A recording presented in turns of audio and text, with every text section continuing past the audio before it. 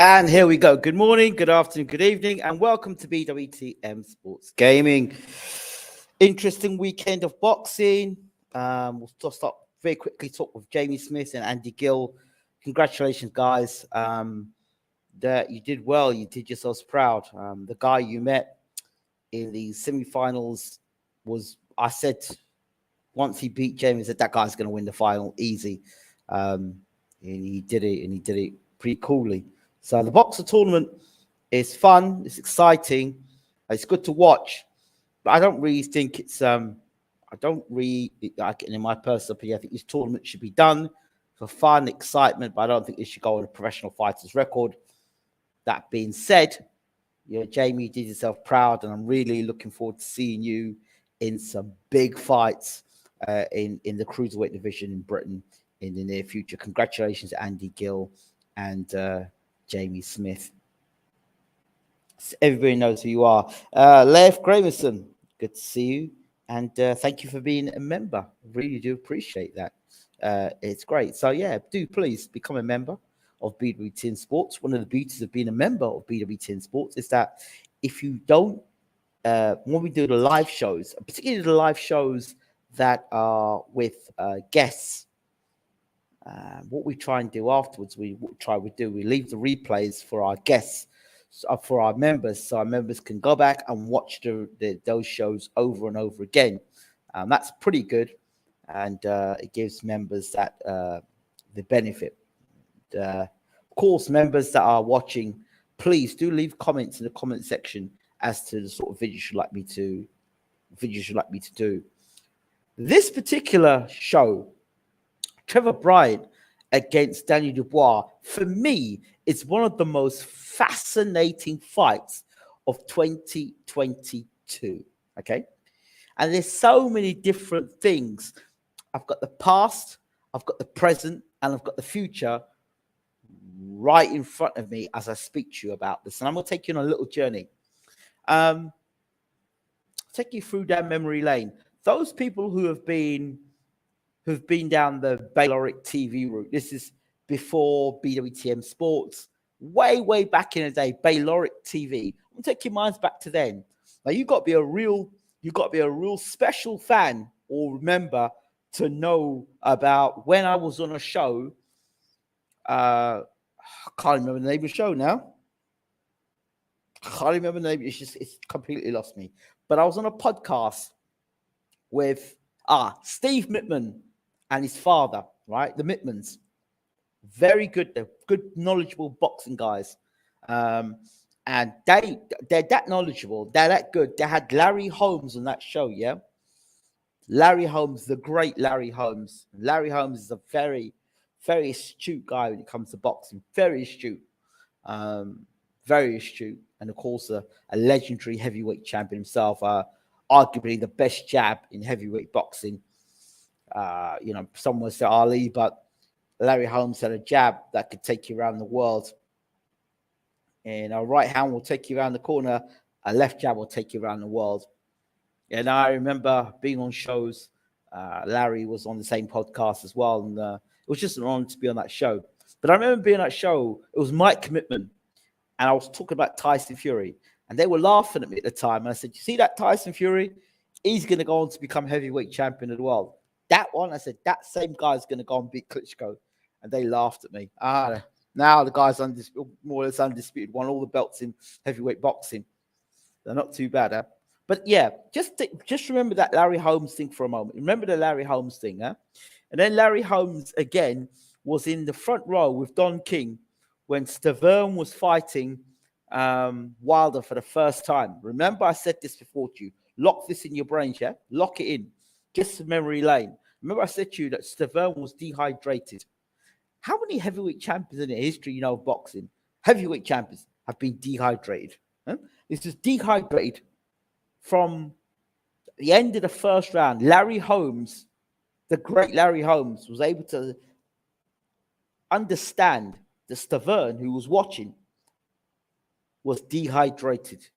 And Larry Holmes tapped Don King on his shoulders. Hey, get that boy some water. He's dehydrated. At the end of the fight, with Stavern, the first fight with Deontay Wilder, and he was in hospital. His urine was brown, because he'd been so dehydrated. Think about that. Larry Holmes. Just think about, just lock these things into your mind a moment, okay? The great Larry Holmes that got knocked down by Ernie Shavers, the most biggest between him and George Foreman, two biggest punches in heavyweight history, devastating punches in heavyweight history. And him to get knocked down, go back and watch the fight. Foreman knocks him down. What's his name? Foreman. Shavers knocks down Larry Holmes. Larry Holmes gets up from a heck of a shot that would knock out 98% of heavyweights, gets up off that and goes on and beats Shavers. Not many heavyweights could do that. Larry Holmes. Anyway, let's move on. So now let's bring us into present day. Present day, talking with Stacey McKinley, the trainer of 35 world champions, former trainer for Mike Tyson. This is Mike Tyson when Mike Tyson was prime Mike Tyson. We're talking, Mike Tyson, as good as Mike Tyson will get, as McKinley was working with Tyson. Okay, so even not prime. Well, okay, when he beat up Frank Bruno, I'm going to talk about that time because obviously Customano trained Tyson at first. So before anybody tries to be smart and jump in and say, yeah, but Customano trained Tyson, I know. But McKinley training for 10 years after Customano. McKinley training for 10 years. Okay, we talk about epic fights with Holyfield, the Bruno fight, and a list of other fights, the Lennox Lewis fight as well, I believe. So anyway, so Stacey McKinley, now the trainer of Trevor Bryan, the current WBA heavyweight champion of the world. And then the man in the other corner, the challenger, Daniel Dynamite Dubois, who, let's go back. I remember with James Al-Bashir when Vlad Sorenko was sparring against Dubois, and Povetkin was sparring with Dubois, and the stuff that was coming out the camp of Dubois and his training and his methods and how he was doing in sparring. Those stories were coming out, okay? And then we had the Joe Joyce fight. Joe Joyce had been sparring with Stavern and many other fighters over in America at the time. So we know about Joe Joyce as well. Now we have Joe Joyce against Daniel Dubois. Joe Joyce, again, I compared Joe Joyce to the British George Foreman. And people say Joyce is slow of hand, slow of foot. Listen, he's that slow. He's connecting guys and knocking guys out. And he's a devastating puncher. And if your back is against the ropes against Joe Joyce, you are in serious trouble. Great chin, good punch power, great engine, good jab, good boxing ability. This guy is a serious threat in the heavyweight division. So much so that Stacey McKinley, trainer of 35 world champions, said, you know what?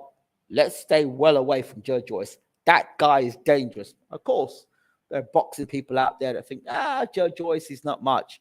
But these are guys that are in the game and they understand how dangerous Joe Joyce is. Joe's podcast understood that. He will understand that when he fights Joe Joyce. Anyway, moving on. So with Joe Joyce, who beats Daniel Dubois, I said that somewhere in this fight,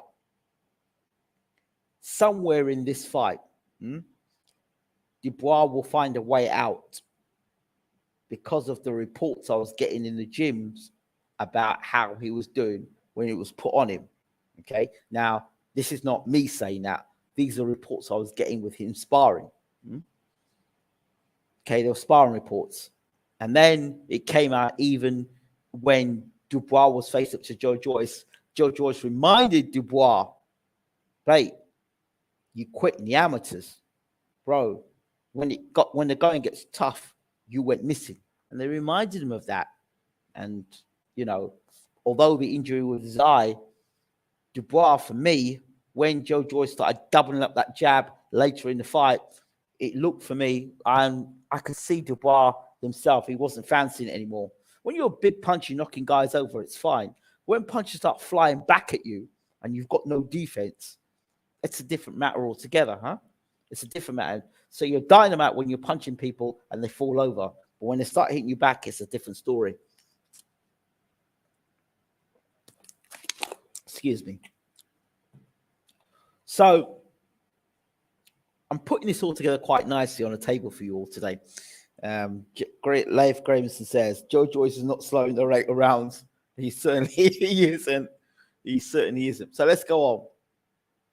So Dubois comes back and he knocks out some guy in the first round in America, where the night Tommy Fury looked absolutely terrible against whatever. He looked terrible, Tommy Fury, that night. I think it was nerves or what, but Dubois put on a real devastating performance. Okay? Very devastating performance, knocking out. But there were holes in his defense. Even with the new trainer, Shane McGuigan, there were still holes in his defense.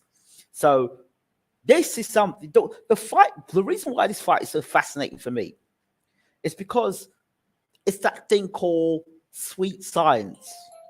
When you're talking with guys such as STACY McKinley,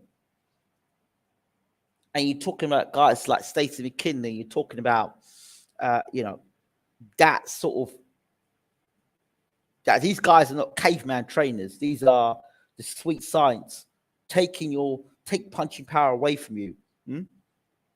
Take away your right hand by doing different things in the sport. That's why I love listening to guys like this. And this is what makes this for me is a student's fight. And many years ago, when guys would go out to America and fight and they'd get beat up by the Americans and could never work out what it was. And you'd hear these conversations with these American trainers growing, and you're hearing about how we'll take the right hand away. And he's only got a right hand, or he's only got a left hook, or, we'll do this or we'll do that. And you would see fighters that were doing so well in the UK that go to America, and you'd see them literally get disarmed before your very eyes. And you go, well, I'm always seeing him do this, or I see him do that, I see him do this.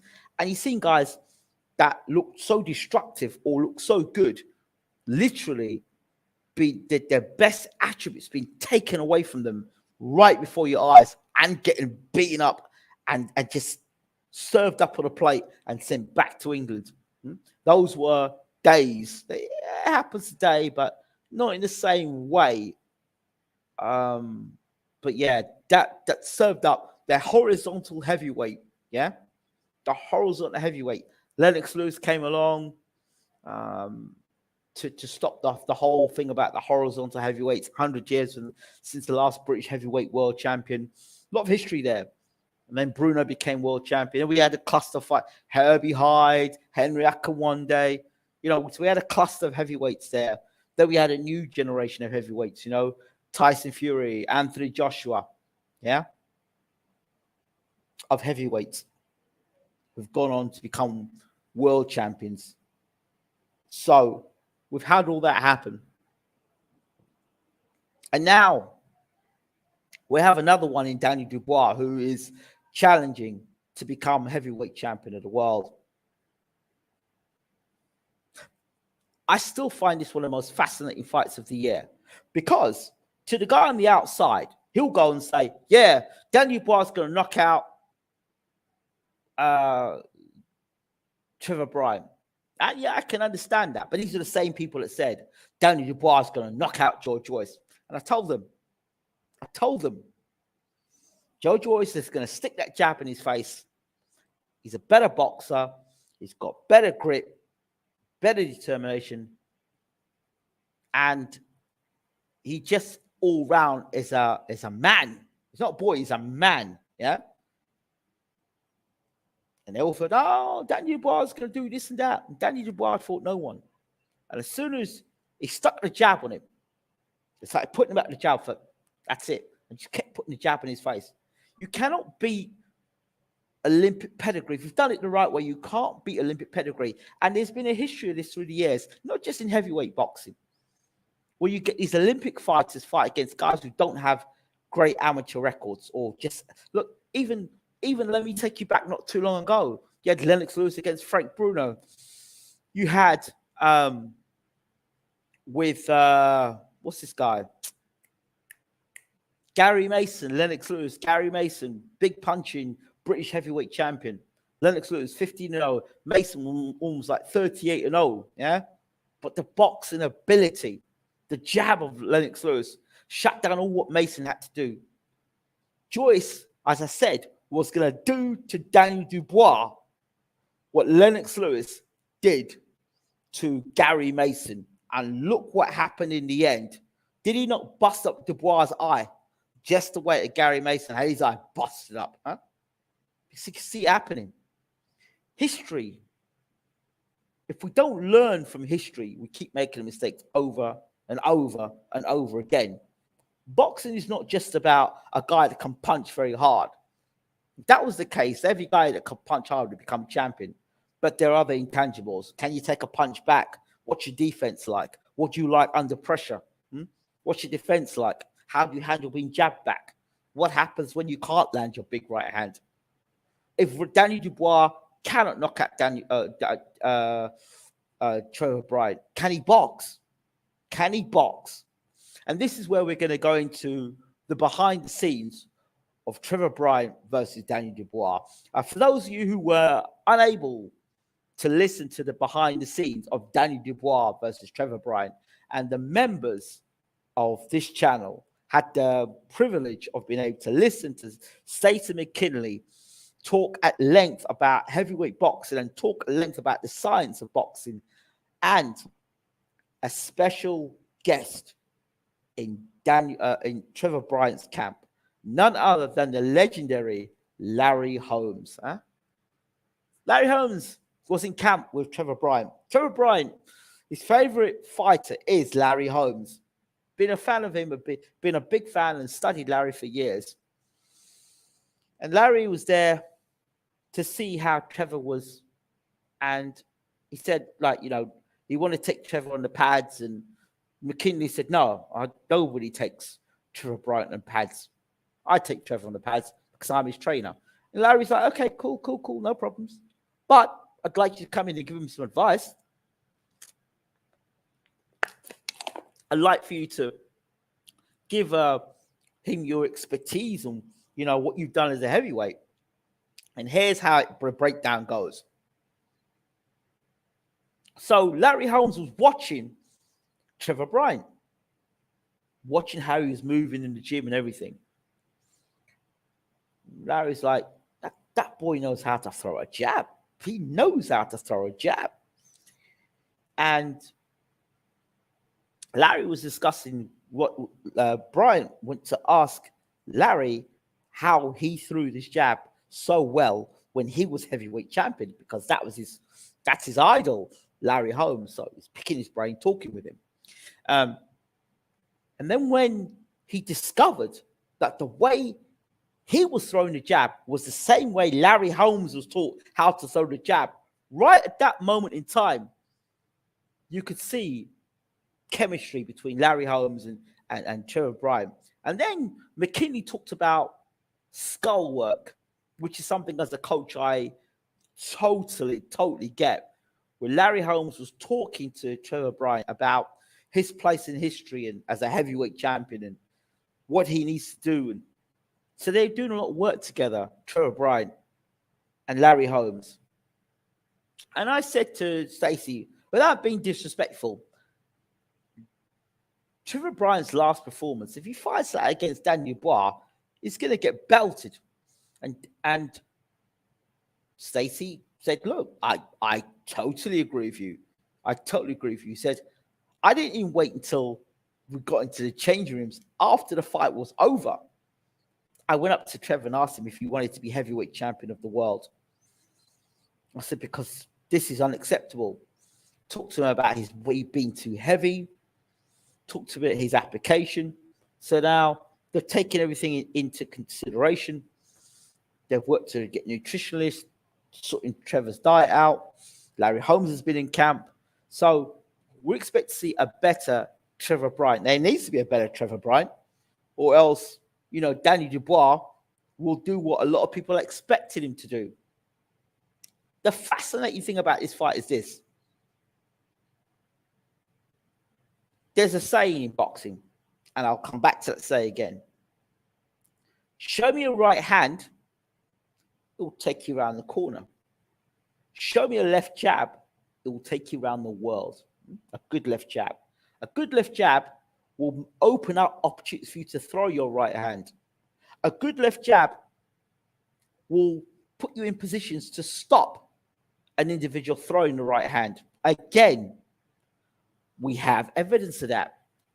Dimitri Bivol, which I warned you all about Dimitri Bivol.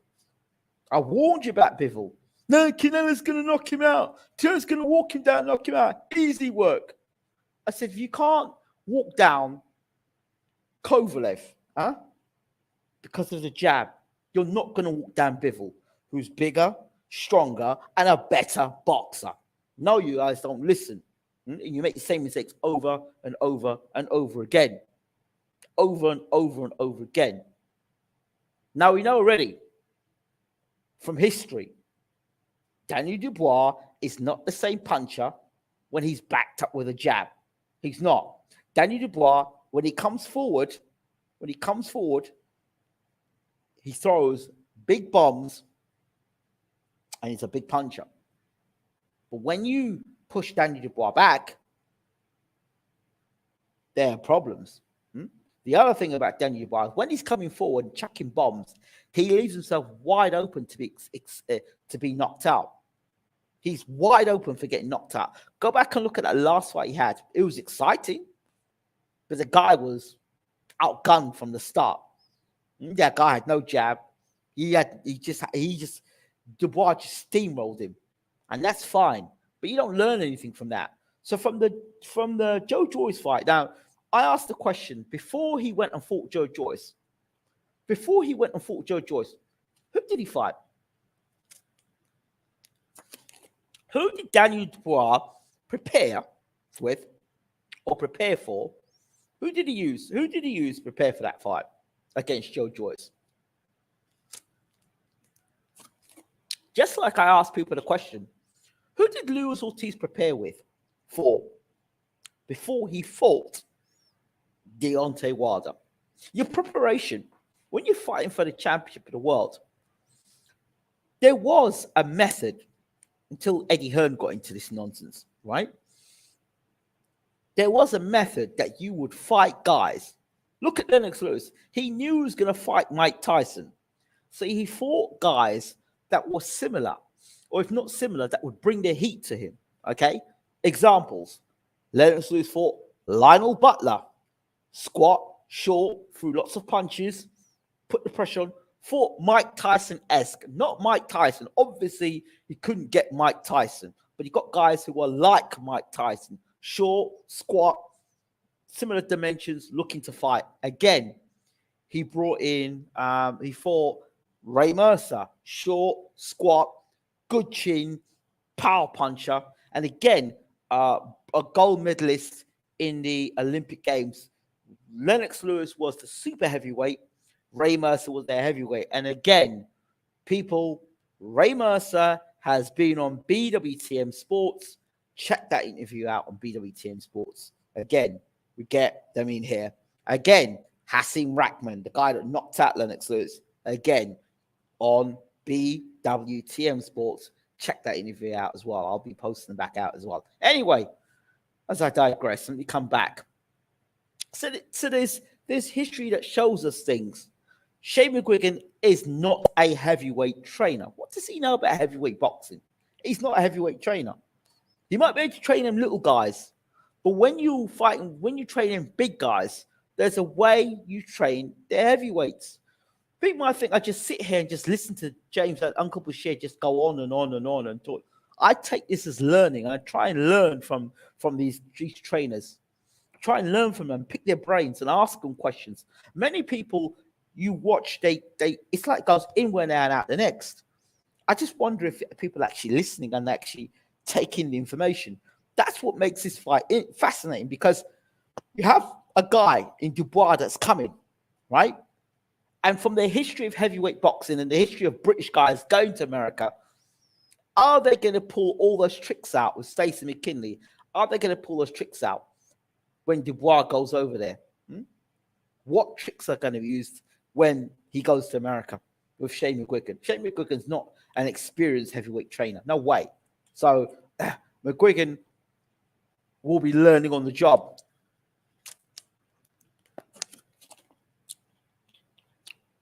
Learning on the job. Yeah? And I can assure you, let me even take you back in history again. Lennox Lewis, when he fought Gary Mason. Gary Mason. He knew Mason had a problem with his eye. So do you know what they did? They marked an X. I think they had Mason's face. And they marked an X on the punch bag, right? With an X across it, where Mason's left eye was, or the right eye, where the damage was. And they targeted that with jab after jab after jab after jab in that same place over and over and over again. And I knew that Joyce was going to pop pepper him with a jab. Bang, the jab, the jab, the jab, the jab. And now you've got Dubois now coming in to fight a guy who models himself on the Larry Holmes jab. And Larry Holmes has ticked off on that. So are we ignoring that jab because Dubois is a big puncher? And is he a proven big puncher? Now, I'm not, listen, the thing that makes this fight fascinating is because Dubois could go out there and he could knock Bryant flat out. If Bryant comes in and fights the way he did in that last fight, we know he could knock him flat out. But what makes it fascinating is if he puts it together, Trevor Bryan, and he gets that jab going, Dubois is in trouble. Dubois is in big trouble. I don't think, personally, I don't think much like Dubois. Dubois is still a young man, very young. Yeah? Bryant's been around a while. And the one of the things about boxing today, I call it lazy journalism. If you don't know the person, the only way you understand is when it's your favorite fighter that gets knocked out. Then you actually respect the fighter. That's why I love Bivol beating Canelo, the way he beat him. Because people had to respect Bivol afterwards.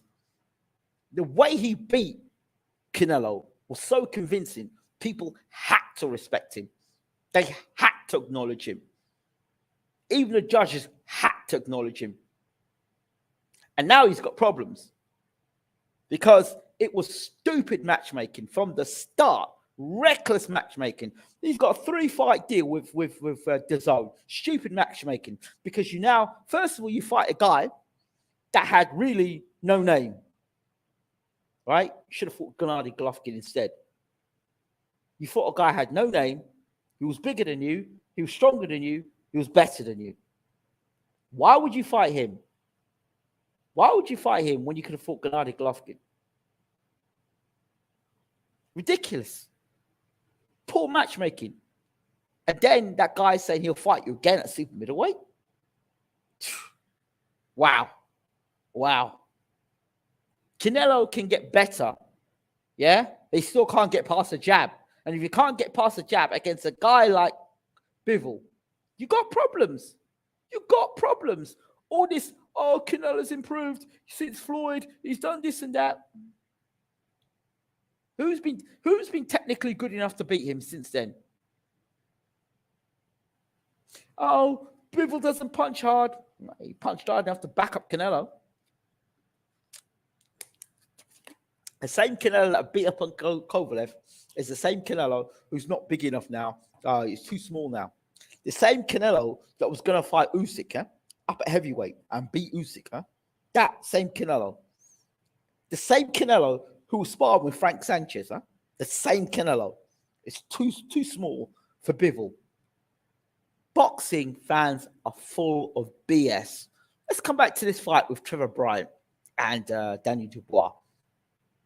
So, we know Dubois can punch, and that's what people are banking on.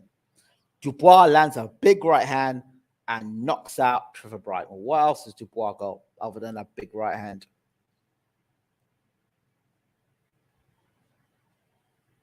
No, I thought so. So he's basically a one-handed fighter. Take the right hand away, what happens? So you're banking on that big right hand. And then you're banking on that big right hand that he is a legitimately big puncher. Or is he just a heavy-handed guy against guys who are not very good? These are some questions that people have to ask. So, you know, I wonder whether I wonder where this fight. That's why I'm so fascinated about this fight, because it can go different ways. I do know one thing. No expense will be spared for this fight. They know if they beat Daniel Dubois, their heavyweight landscape opens up. It opens up. I lean towards Trevor Bryan as the favorite in this fight. Why? Because I've just told you. The jab. The jab. Dubois fought nobody of note and beaten anybody of note coming into this world title fight. Who has he beat? If anything, it's Joe Joyce that should be fighting for this World Heavyweight Championship. And it's Daniel Dubois who should be fighting Joseph Parker. Think about it. Think about it. What has Daniel Dubois done to earn a shot at the heavyweight championship? Oh, well, Trevor Bryan's not very good. But what has he done? What has he done? You know, I like things done the old-fashioned way. British, Commonwealth, European, world. You got beat in the British title fight. You got beat in a British title fight. That is it. If Dubois does lose, what should he do to move forward? Well, they rehabilitated Frank Bruno, and he's got a 5-year deal with Frank Warren. That's why I knew that when he fought Joe Joyce, it wasn't a gamble, well, as such, because he knew he'd bring Dubois back. And the extent of that eye damage, we still don't know how bad that eye damage was. We don't know. There's a lot of intangibles. We don't know what happens when Dubois starts getting hit back in the jab in his face again. We don't know what happens when Dubois gets hit back on the chin again and he gets backed up. We don't know what Dubois' heart is like. We don't know. But the Americans are already calling him a quitter.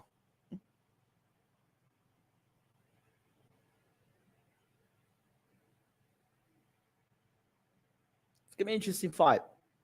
So will the puncher win? Or will the boxer puncher win?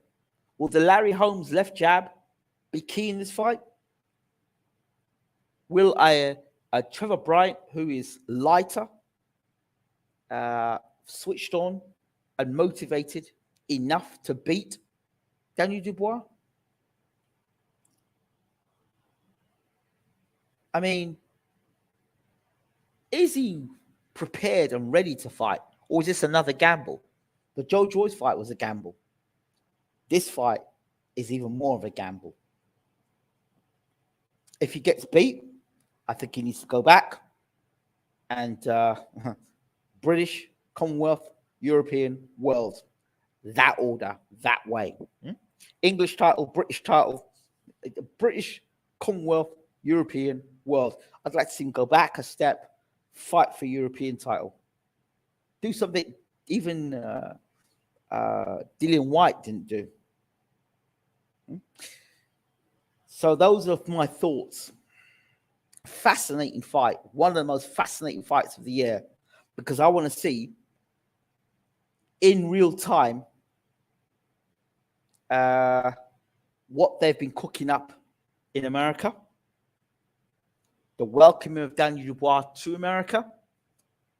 And instead of having when I was younger, biased British, oh, he's British, so we've got to get behind him. Now I can kind of step back and say, he's a boxer, he's a heavyweight, he's exciting, but he comes with lots of flaws.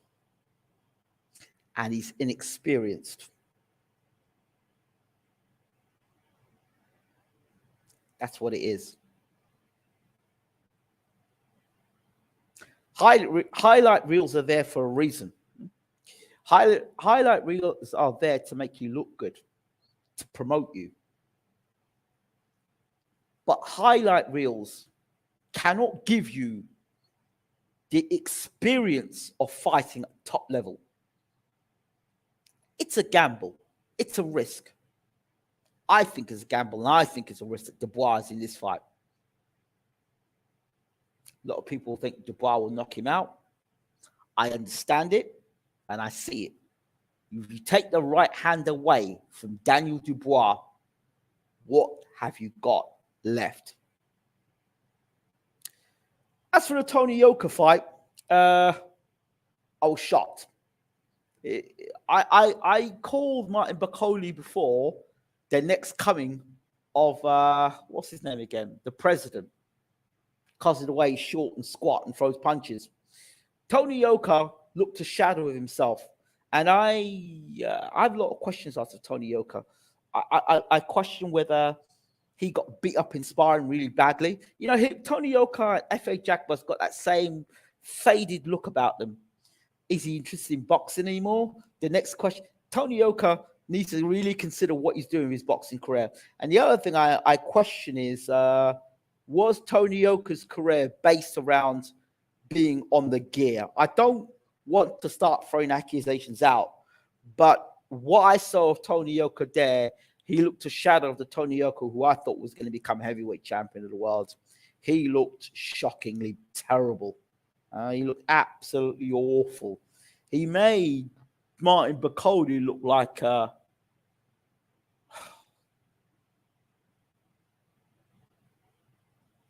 he made Martin Bakole look like a heavyweight version of Mike McCallum, the way he was going to head to body. He looked, and I say that in respect to Mike McCallum, because Mike McCallum he used to go to head to body, head to body, head to body. So he reminded me very much of Mike McCallum, the way he was fighting. But just a body to head combination. Bakole looked great. He still fights with his face. He's still got no defense. But Tony Yoka, I want to know whether his career was based on the gear or he needs to change trainers. Something was not right with that guy from round one. No. Not right. Yoka looked terrible. But that's no disrespect to Martin Bakole. He looked amazing. That's what I'll say. We should have Uncle Bashir in the house tonight for you members. So we'll have him in the room tonight. A little later, James Ali Bashir in the room. And we should have Trevor Bryan as well coming up for members. The WBA heavyweight champion of the world will be in the house at some point. We're waiting for, maybe not today, but that will be something members can look forward to. An exclusive with the WBA heavyweight champion of the world. So, yeah. Thank you all so much. This has been BWTM Sports Gaming. Please do get across to my new channel. Please, I ask you to get across and support the work that I'm doing on my other channel. Check it out. This is the channel.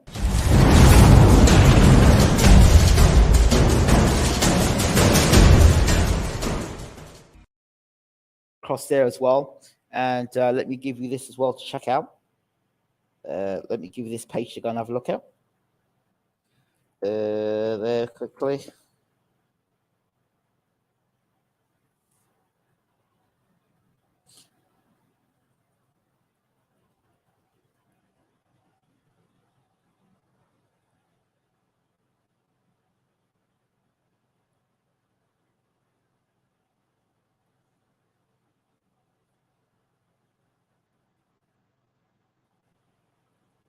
There you go. Do that for you. There you go. Get across. Have a look at the website as well so you can see the work that's going on. We appreciate it. Right, that's enough of that. I'll see you soon.